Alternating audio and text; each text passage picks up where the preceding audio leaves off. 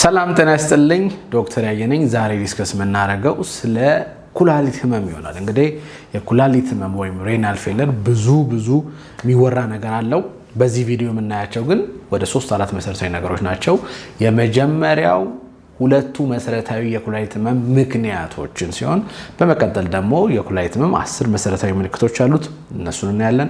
ከዛ በመቀጠል የኩላሊት የማጣራት ደረጃ ምን ይመስላል ከስንት እስከ ስንት የሚለውን ነገር በተወሰነ ደረጃ እናያለን። በስተመጨረሻ የኔን መልእክት አዳምጣላችሁ እንዴት ራሳችሁን መጠበቅ እንደምትችሉ።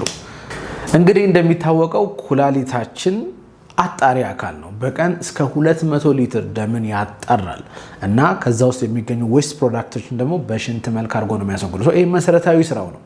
ታዲያ ትሪክ የሚያደርገው የኩላሊት ነገር ምንድን ነው?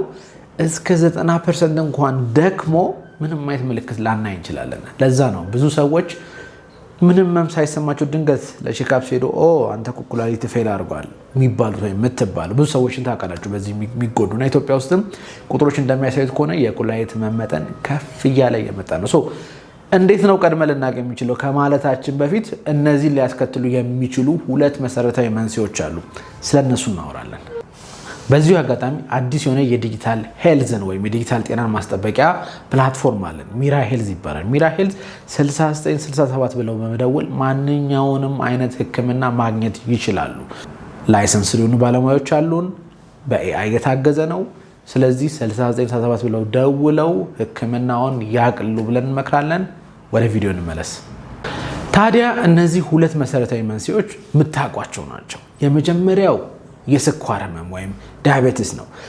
ስኳር ህመም ያለባቸው ሰዎች የስኳር መጠናቸውን መቆጣጠር ካልቻሉ በውስጣቸው ያለው የስኳር መጠን የኩላሊት ማጣሪያው ትናንሽ ፊልተሮች አሉ፣ እነሱን ይጎዳሉ። በዛ ምክንያት እንግዲህ ኩላሊት ይጎዳል። በስርዓት የማጣራት ስራውም አይሰራም ማለት ነው። በሁለተኛ ደረጃ የሚጠቀሰው ይህንን ብዙዎቻችሁ ታውቃላችሁ፣ የደም ግፊት መጠን ከፍተኛ ሲሆን ነው ወይም ሃይ ብለድ ፕሬሸር ወይም ሃይፐርቴንሽን የምንለው ህመም። እነዚህ ህመም ለምሳሌ ግፊት የደም ስርን በመጉዳት ወደ ኩላሊት የሚሄዱ ደም ስሮችን በመጉዳት ኩላሊት በስርዓት እንዳያጣራ ያደርጋል። እነዚህ ሁለቱ ኦልሞስት ለብዙ ፐርሰንት ኦፍ የኩላሊት ህመም ምክንያት ተጠቃሽ ወይም መንስኤ በመሆን ይጠቀሳሉ። ማናማን? ስኳር ህመምና የደም ግፊት ህመም። ከዚህ በመቀጠል የምናየው ታዲያ 10ቱ መሰረታዊ የኩላሊት ህመም ምልክቶች ምንድን ናቸው? ከዛ በላይ ብዙ አሉ፣ ግን ኮመን የሆኑትን ነው ዛሬ ዲስከስ የምናደርገው። 10ቱ ምልክቶች ምንድን ናቸው የሚለውን እናያለን። የመጀመሪያው ምልክት የሽንት መጠን መቀነስ ነው። በነገራችን ላይ ብዙ የጋይድላይኖች የሚጠቀሙት አንደኛው ይሄ ነው። የሽንት አማውንታችን ሲቀንስ ለኩላሊት ህመም ተጋላጭነታችን ከፍ ይላል። እንደ ኪሎአችን ሊለያይ ይችላል። በእርግጥ የሽንት አማውንታችን ግን የሽንት መጠኑ በ12 ሰዓት ውስጥ ሊሆን ይችላል፣ በ24 ሰዓት ውስጥ ኖርማሊ ከሚሸኑት አንጻር በጣም ሲግኒፊካንትሊ የቀነስ ወይም ምንም አለመሽናት ከገጠመው there is a high chance የኩላሊት ህመም ሊሆን የሚችልበት። ሁለተኛው የሽንት ቀለም ወይም የሽንት ሁኔታው ካራክተሩ መቀየር ነው። አንዳንድ ሰው አረፋማ ሽንት ሊሆንበት ይችላል። አንዳንድ ሰው የደፈረሰ አተላ የሚመስል ወይም ደግሞ ደም የሚመስል ሽንት ሊሆን ይችላል። እንግዲህ ኩላሊት በስርዓት አያጣራም ማለት የደም ሴሎችን፣ ፕሮቲኖችን፣ ብዙ ነገሮች ሊያልፉ ይችላሉ። በዛ ምክንያት የሽንት ካራክተር ሊለወጥ ይችላል። ስለዚህ ደም የቀላቀለ ሽንት ወይም ከፍተኛ አረፋ ያለው ሽንት ምንሸና ከሆነ የኩላሊት ህመም ምልክት ሊሆን ይችላል። በሶስተኛ ደረጃ ደግሞ ቁርጭምጭሚት አካባቢ ወይም ሰውነት ላይ የማበጥ ወይም ውሃ የመቋጠር ስሜት ወይም ኤዴማ እንለዋለን። ለምሳሌ አንዳንድ ሰው ግራና ቀኝ ሁለቱም እግሩ ላይ እብጠት ወይም ውሃ እንዲህ የመነፋት አይነት ነገር የሚሰማቸው ከሆነ ይህ ነገር ሌሎች ምክንያቶችን ቢኖሩት ለኩላሊት ህመም ግን አንዱ ምልክት ስለሆነ የሰውነት እብጠት ወይም ኤዴማ የሚሰማችሁ ከሆነ በአስቸኳይ ወደ ጤና ተቋም እንድትሄዱ እንመክራለን። በሌላ ደረጃ ደግሞ አይን አካባቢ እዚህ ጋር ፓፊነስ፣ በተለይ ከእንቅልፍ በምነሳበት ወቅት አይናችን ዙሪያ እንዲህ እብጥ የማለት ነገር ካለ አንደኛው የኩላሊት ምልክት ነው።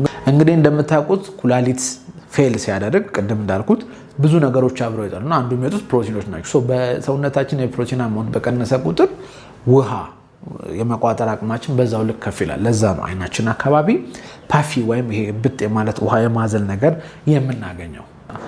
ሌላው ከፍተኛ የሆነ የመዛል ወይም የድካም ስሜት፣ ምንም አይነት እንቅስቃሴ ሳናደርግ አክቲቪቲዎችን ሳናደርግ የመዛል ስሜት ሊሰማን ይችላል። ይህም የሚሆነው ኩላሊት ከማጣራት ባሻገር ኢፒኦ ወይም ኤሪትሮፖይቲን የተባለ ንጥረ ነገርን ያመርታል።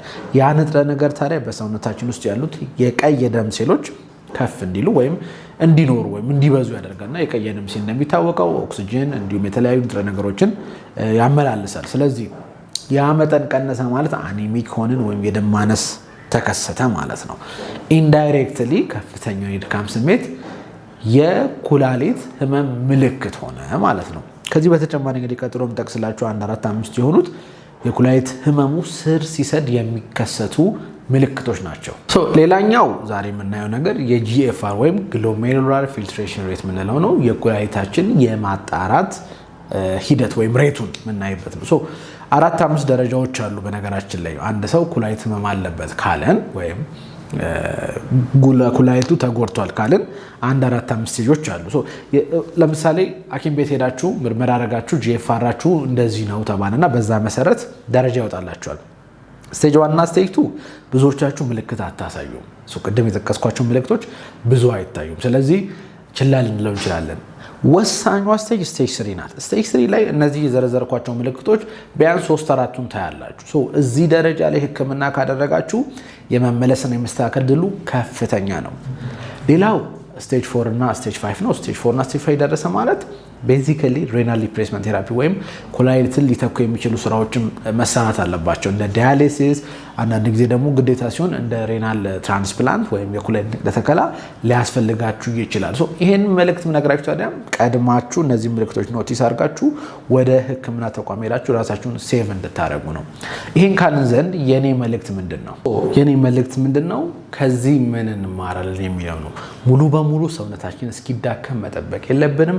በተለይ የስኳርና የግፊት ታማሚዎች አሁን የጠቀስኳቸውን እነዚህ ምልክቶች ካዩ በአስቸኳይ ወደ ጤና ተቋም በመሄድ የደምና የሽንት ምርመራ በተለይ ደግሞ የኩላሊታችሁን ፈንክሽናሊቲ የምትለካ ምርመራ አለች፣ ሬናል ፈንክሽን ቴስት የምትባል እሷን እንድታሰሩ ሪከመንድ አደርጋችኋለሁኝ።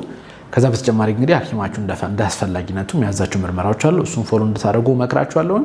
ከዚህ በመቀጠል እነዚህ የኩላሊት ህመሞችን እንዴት ፕሪቨንት ማድረግ እንችላለን የሚለውን ቪዲዮ ሰራላችኋለሁ። እስከዛ ድረስ ግን ፔጁን ፎሎ ማድረግ እንዳይረሱ።